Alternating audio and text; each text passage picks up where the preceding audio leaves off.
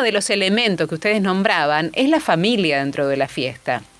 Por eso, hoy, como todas las semanas en estas últimas semanas, volvemos a presentar a quienes nos traen este condimento fundamental, la alegría que significa estar unidos en familia y en unión matrimonial, donde cada encuentro debería también ser una fiesta. Ellos son Leonardo Cosi y Paola Rizuleo, son autores del libro Caminos de Santidad Matrimonial, casados hace más de 30 años, 4 hijos, y hoy nos traen este hermoso encuentro hablando de transformación interior, la transformación dentro del matrimonio y la familia como una fiesta también. Chicos, ¿cómo les va? Hola, Pao, Leo, bienvenidos. Hola, Vero. ¿Cómo estás? Hola, Vero, qué bueno verte. Sí, qué bueno verte, tal cual. Gracias, chicos, gracias por estar hoy nuevamente. A Leo lo escucho un poquito bajo. Leo, hablame, a ver si te escucho en buen nivel. ¿Sí? ¿Se escucha bajo? Estoy en Neuquén. Ahora sí, lejos, ahora pero sí. no espero que sea por eso. Mirá, estás por Neuquén. Mirá, bueno, que sea una buena estadía por allí, querido Leo. Y junto con Pao seguimos transitando esto hermoso de cada semana, que es reunir estas historias que ustedes plasmaron en el libro y agruparlas en diferentes temáticas. Hoy hablamos de transformación. ¿De qué se trata? Hablando de ello con una frase donde ustedes siempre inician con ella, así que les damos la cámara plena y el micrófono para ustedes para que nos cuenten de qué se trata el programa del día de hoy. Bueno, vamos con nuestra frase, como decís, Vero, para comenzar. Y esta frase es del beato Federico Ozanam y dice: a esta sociedad le hace falta algo, un mensaje de amor cristiano, sobre todo una presencia cristiana. Es más cómodo soñar que actuar. Las lágrimas nos cuestan menos que el sudor. Me regocijo de haber nacido en una época en que puedo hacer mucho bien. Esto decía el beato Federico Ozanam. Y nos da el pie para arrancar con el tema de hoy, que es estos momentos transformadores, ¿no? ¿Y qué son los momentos transformadores a los que nos referimos hoy? De alguna manera es una continuación de lo que vimos hace algunas semanas, que hablábamos de conversión y de una segunda conversión. Bueno, estos son ejemplos de una segunda conversión, o sea, hay gente, matrimonios en este caso, después vamos a mencionar algunas historias que ya eran creyentes, pero es un momento donde ellos realmente ven, vislumbran la misión que Dios les está pidiendo a través de ciertos hechos del mundo, de lo que presencian en ese momento. Ellos perciben, reciben la misión que Dios les está asignando para su vida y dan un drástico vuelco a su vida. No porque estuvieran haciendo nada mal, sino porque ahora sabían claramente cómo se iban a santificar dentro de su vida matrimonial, de su estado conyugal. Y nosotros pensamos que todos tenemos en algún momento de la vida este sentir una inquietud más fuerte, ¿no? O sea, un llamado más profundo a hacer algo, y ese algo que es muy importante, que nos da sentido a la vida, ¿no? Que no es un algo menor, sino un algo, como decía Leo, que transforma y le da sentido a la vida. Le decimos que es una invitación de Dios, podemos decirle que es una invitación de Dios, personal, íntima, como decías, Vero, bien concreta. Y ahí es donde uno acepta la misión con libertad, digamos. Tenemos algunos casos, ahora vamos a comentar. Bueno, concretamente vemos en las escrituras el caso del joven rico, donde él no hacía nada mal, hacía todo lo posible por hacer el bien en su vida. Sin embargo, en ese momento donde Cristo le dice: seguime, con vos quiero algo más, tengo una misión para vos, ahí él está como muy atado a sus cosas, al mundo en el fondo, y en ese momento por lo menos no termina de responder al llamado. No sabemos si más adelante reflexionó, si se transformó, si asumió alguna misión, pero en ese momento el Evangelio nos dice de que él no dijo sí al llamado, a diferencia de otro ejemplo que sí está, que ahora nos va a comentar Pau, que es... No, que es más cuando uno sí escucha y sí acepta esta misión con toda la libertad y bueno, y la abraza, ¿no? Este es el caso de Zaqueo, el publicano, a lo cual también todos conocemos, un recaudador de impuestos que al encontrarse con Jesús, su vida le cambia por completo y hasta, bueno, decide reparar sus errores y, bueno, resalta esta importancia, ¿no? En el cambio de corazón y en las obras concretas que empieza a realizar. Esos toques, ¿no? Al corazón que da, que a veces son aceptados y bienvenidos y abrazados y a veces por perfectamente, como en el joven rico, pueden ser rechazados, ¿no? Uno de los casos de los grandes santos más conocidos es el de San Ignacio de Loyola, ¿no? Donde, bueno, él ya era creyente en su vida, en su tradición familiar, era militar de carrera, después sufre una lesión muy grande, un periodo de convalecencia, y bueno, ahí empieza a leer, empieza a sentir que había otro llamado, y bueno, no vamos a profundizar en la historia, pero él ahí tiene una crisis muy grande interior, lee, va a pedir ayuda a la Virgen, se recluye en unas cavernas, y finalmente decide renunciar a todo lo que había conocido hasta ese momento, y bueno, sería el fundador de la Compañía de Jesús, los jesuitas. Así que ese fue un momento donde él dijo que sí y asumió una misión.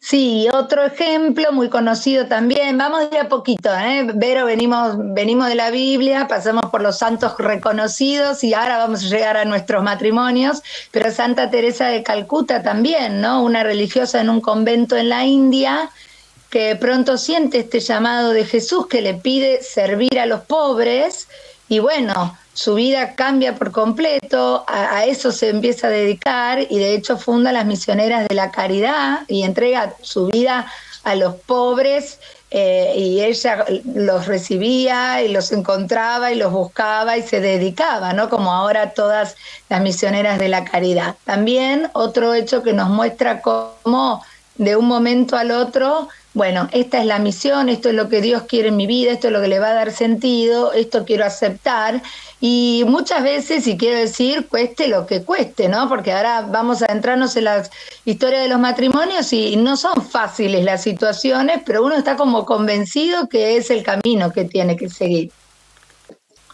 Y entonces sí, llegamos a nuestra primera historia de hoy, historia resumida. Vamos a ir avanzando en los siglos. Esto ocurre a finales del siglo XVIII, en 1780 y pico, por ahí, donde Giulia y Carlo Faletti di Barolo se conocen. Ella era francesa, él italiano, pero era la época de Napoleón, y ambos venían de familias de muy buena posición, prácticamente de la nobleza. Se conocen en la corte del rey Napoleón en París, se enamoran, se casan y un poco más adelante se mudan a vivir en Turín, que era, bueno, la gran capital de todo el norte de Italia, del Piamonte en esta época. Y bueno, eran gente de bien, cristianos, muy creyentes, hacían obras de bien, de caridad. Él fue un muy buen administrador municipal.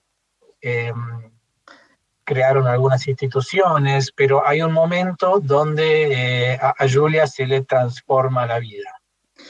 El acontecimiento, este punto de inflexión en la vida de Giulia es el que lleva a volcarse en ayuda a las mujeres encarceladas, ¿no? Esto tiene lugar en 1816, durante una procesión a la que la marquesa había acudido para llevar la comunión a enfermos del barrio, mientras ella se encuentra arrodillada al paso del viático, escucha desde la prisión el clamor de una persona pidiendo ayuda, pidiendo comida.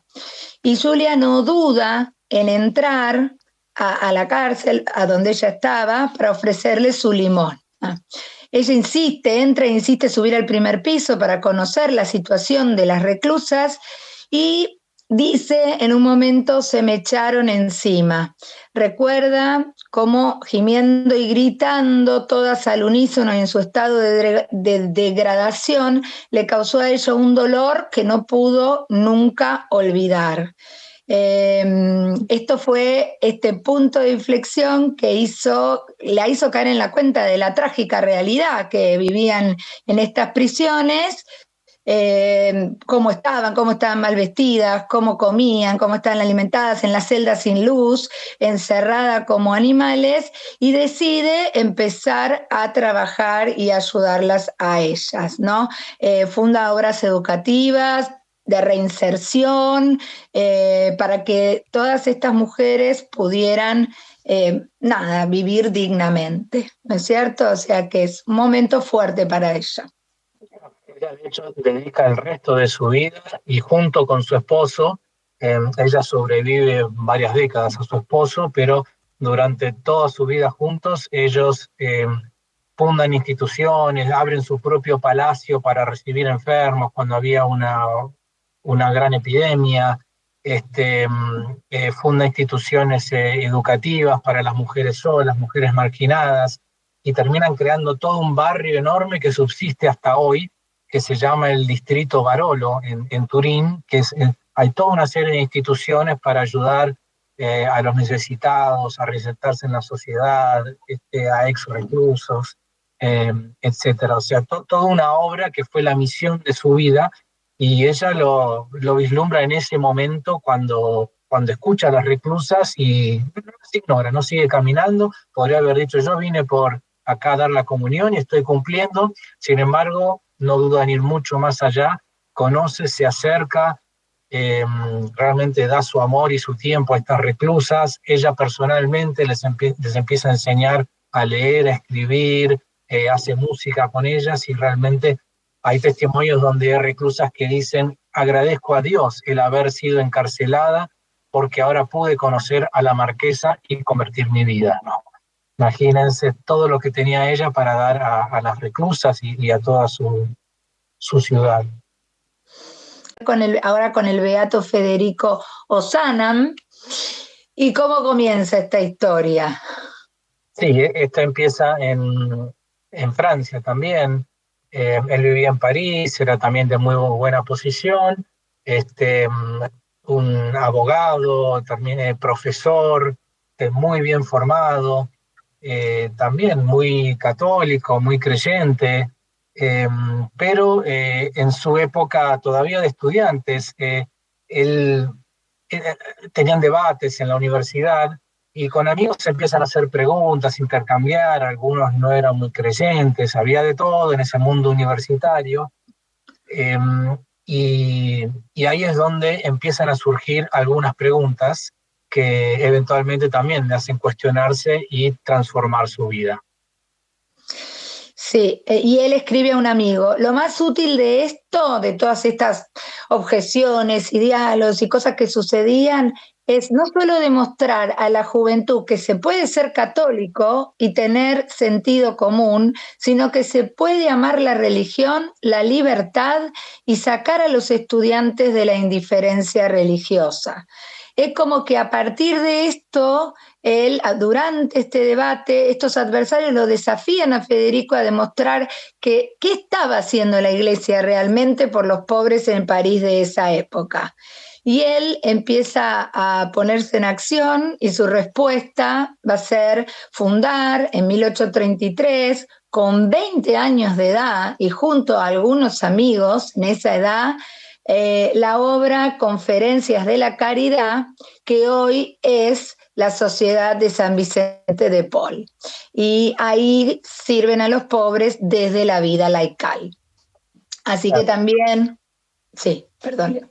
Lo desafiaban a Federico, le decían, sí, hubo en siglos pasados, la iglesia ayudaba mucho, estaba San Vicente de Paul justamente, varias congregaciones de hermanas donde hubo nuevamente grandes epidemias y las grandes pobrezas que azotaron París, pero hoy en día no estamos viendo ese trabajo de la iglesia. ¿Qué haces vos y qué hace tu iglesia por ayudar a todos los pobres y enfermos de la sociedad parisina de hoy. Y él dijo, mira, la verdad que no los puedo rebatir así tan fácil, tienen bastante razón, tenemos que poner manos a la obra, y funda esto que inicialmente se llaman conferencias, pero realmente era poner manos a la acción para ir a ayudar directamente a las casas de los necesitados, conseguirles donaciones, sacarlos de la situación de extrema pobreza, y esto como reguero de pólvora crece por toda Europa. Todos los cristianos comprometidos en las distintas ciudades grandes de Europa empiezan a asumir esta sociedad de San Vicente de Paul, a fundarla en sus ciudades, y termina siendo una de las mayores obras católicas laicas que se han hecho en la historia, y hasta el día de hoy está por una infinidad de países la Sociedad San Vicente de Paul. Sí, acá un poco nosotros nos planteábamos qué importante como es estar atento y escuchar, ¿no? Estas luces, ver las luces o escuchar estas voces como las de la prisión, pero digo las voces de Dios en realidad, ¿no? Para realmente como lanzarnos a la tarea y a la misión que el Señor nos pide a cada uno. ¿Y vienen más ejemplos, Pau? Contanos. Sí, vienen más ejemplos. Antes del próximo, queremos leer una frase, hemos mencionado en otro anteriormente, no sé si fue la semana pasada o la anterior, a Viktor Frankl, que tantos conocen y que nosotros lo hemos leído y nos gusta. Cuanto más se olvida uno de sí mismo entregándose a una causa a la que servir o a otra persona a la que amar, más humano es, ¿no? Un poco como para enmarcar esto, porque cada una de estas historias lo que muestra es un dejarse a uno mismo a un lado para una causa mayor, y como decía, no siempre tan feliz, ¿no? Bueno, ahora viene una complicada, pero como que uno el corazón no le puede responder de otra manera. Así que ahora vamos a hablar, empieza Leo, pero de los siervos de Dios, Raúl y Madeleine Folero. Bueno, Raúl y Madeleine, ahora ya estamos en el siglo XX, principios del siglo XX. Ellos crecen en Francia, en distintas ciudades, cercanas a París, pero no en la ciudad misma. Bueno, Raúl de muy chico tiene que empezárselas a arreglar solo, pierde a su papá en la Primera Guerra, y bueno, ya crece trabajando en una fábrica para poder ayudar a mantener a su familia, pero al mismo tiempo estudia, llega a completar toda la carrera de abogacía, pero su verdadera vocación era la del periodismo. Entonces va trabajando en distintas revistas, y él es muy, muy creyente y un católico muy ferviente, muy comprometido también desde muy chico. Se conoce con Madeleine activismo en las calles, activismo por la paz, y ayudando en su pueblo, y también de muy jóvenes se comprometen y se casan. Y él, bueno, empieza a trabajar de periodista, y ahí pronto, en el año 1935, donde hay una intervención de un medio conocido argentino, él va a tener su momento transformador. Sí, es en 1935 que, bueno, el diario argentino La Nación lo contrata para hacer una serie de reportajes sobre la vida de Charles de Foucault, quien había sido asesinado en Argelia en 1916. La casualidad, entre comillas, decimos nosotros, hizo que su jeep se estropeara, se rompiera, y en ese momento que el auto se les para, este jeep se les para, él descubre unos ojos que lo observan a la distancia, ¿no? Me encanta como esta como imagen. Eran rostros africanos, hambrientos y llenos de miedo. Él intenta acercarse a estas personas, pero ellos salen corriendo. Entonces es cuando el chofer, el que los estaba llevando, les explica, son leprosos. En ese momento y ese día su vida cambió. Y él dice, fue cuando decidí no luchar más que por una sola causa, la de esos millones de hombres a los que nuestra ignorancia, nuestro egoísmo y nuestra cobardía han convertido en leprosos. Sí, él no podía creer cómo todavía en el siglo XX seguía habiendo leprosos y leprosos marginados, totalmente marginados, tenían que estar lejos de las ciudades, igual que lo que uno lee en las escrituras, en la época de Cristo. Bueno, seguía pasando en el siglo XX y en todos los continentes. Él empieza a averiguar, a investigar y literalmente no puede creer cómo sigue tantos miles y miles de leprosos siendo marginados en pleno siglo XX. Así que él le dice a su esposa si lo quería acompañar en esta cruzada que él quería asumir en favor de los leprosos en cualquier lugar del mundo que estuvieran. Pero inicialmente él se tiene que esconder porque ahí viene la Segunda Guerra Mundial y era perseguido por los alemanes que habían invadido Francia. Y ahí entonces conoce unas hermanas que, conociendo esta cercanía, estas ansias que él tenía por hacer algo por la lepra, bueno, le piden reclutar fondos por una causa de un pueblo en África que también necesitaba enfermerías, leproserías. Y bueno, él consigue todos esos fondos y ahí crea el primer establecimiento para enfermos de lepra en África. Unos años después consigue que esto sea una realidad. Y ahí empieza a poder viajar ya en épocas de paz con su esposa por todo el mundo, por todos los continentes durante unos 30 años. Ellos viajaron conociendo de primera mano la situación de los enfermos de lepra, tratando que mejoren sus condiciones, que sea reconocida como una enfermedad curable y una enfermedad hospitalaria más, que no había necesidad ya de marginarlos porque había tratamientos adecuados y medicamentos en esa época. Y esto gradualmente se va haciendo una realidad hasta que, bueno, las propias Naciones Unidas, la OMS, lo reconocen como una enfermedad hospitalaria más y se le da el tratamiento adecuado. Así, de alguna manera, triunfa en esta cruzada. También él peleó por la paz en toda la época post-Segunda Guerra Mundial, Guerra de Vietnam. Ahí no es tan exitoso, pero consigue que muchos jóvenes se concienticen por la paz en el mundo. Así que él asumió en ese momento varias grandes cruzadas, pero bueno, por la cual más se lo conoce es esto de luchar contra la situación marginal de los enfermos de lepra. Así es. Bueno, y la última historia que tenemos, Vero, es la de la sierva de Dios, Gwen, y su esposo Jerry Koniker, ¿no? Ellos son de Estados Unidos,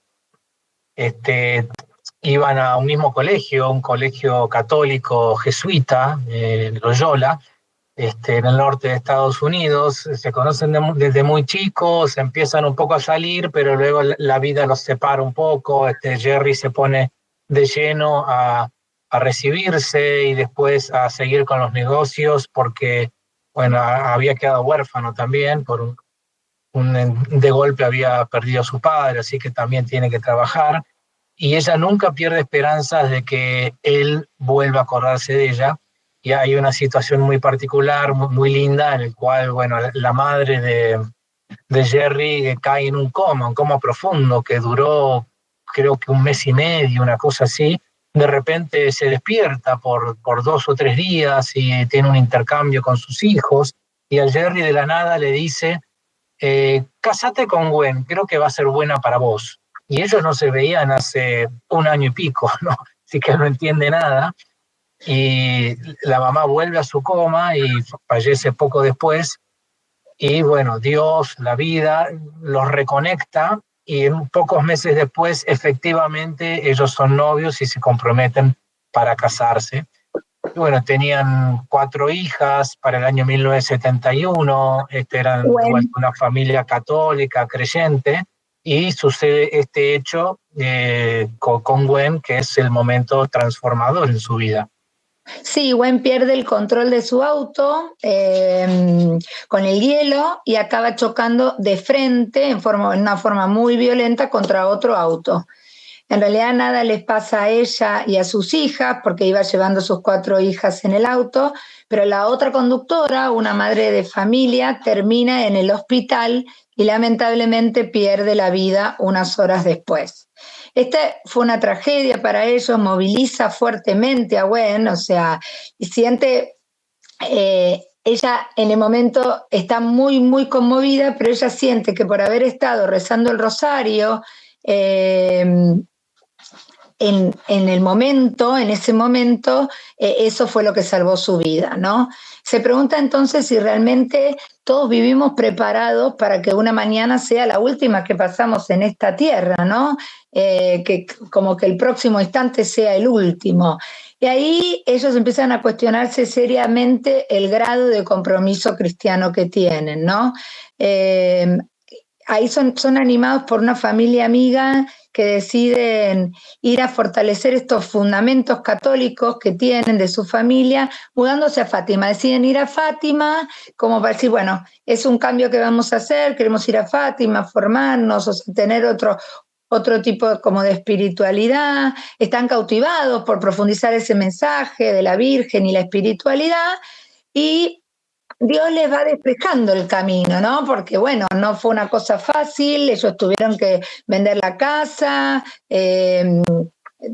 dejar sus trabajos, y así parten con sus 7 hijos y un embarazo en curso.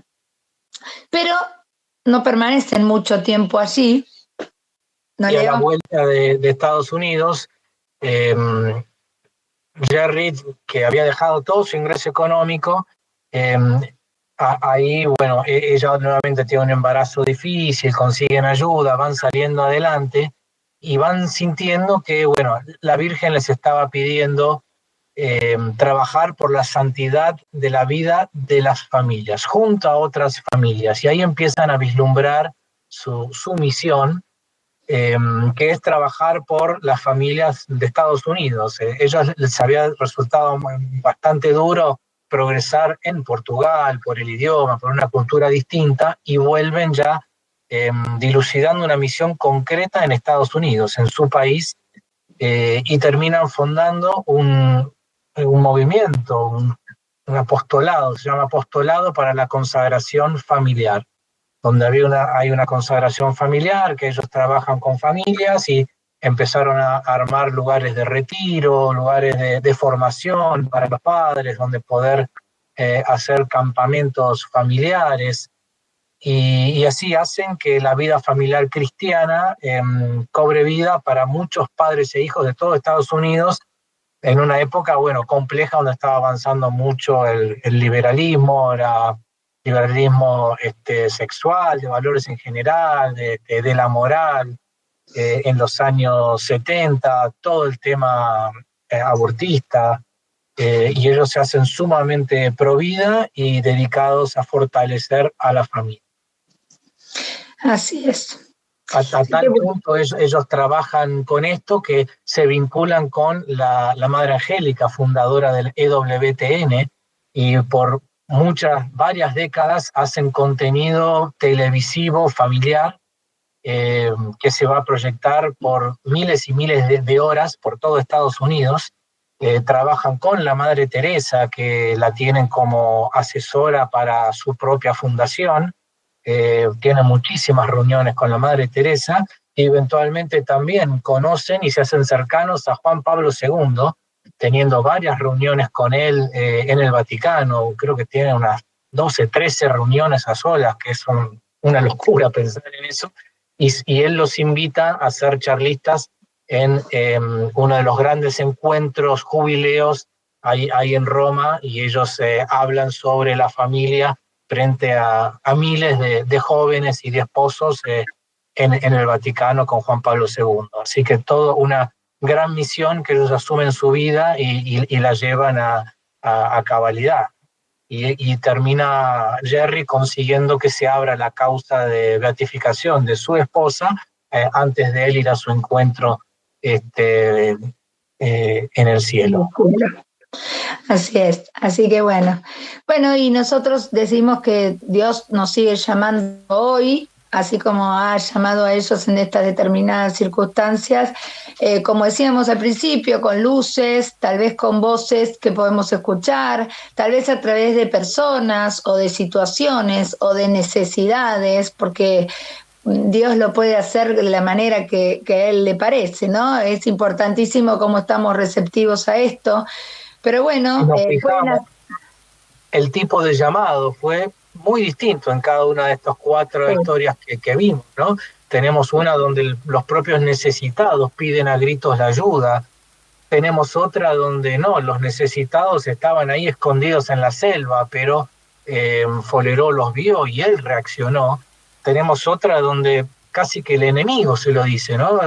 A Osanam en un debate ellos le disputan, ¿por qué no haces esto? ¿Por qué te las tirás de cristiano si no haces lo otro? Bueno, él escucha estas voces de los tiempos y él empieza a procurar un cambio.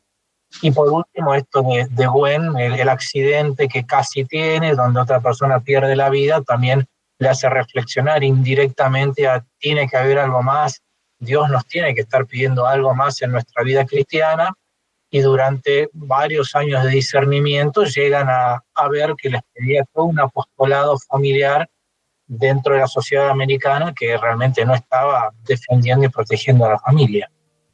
Por eso es que un momento transformador puede nacer de una pregunta, puede nacer de una crisis o empezar con una crisis o con una experiencia muy fuerte. Lo importante es estar atentos, escuchar y más que nada decir que sí.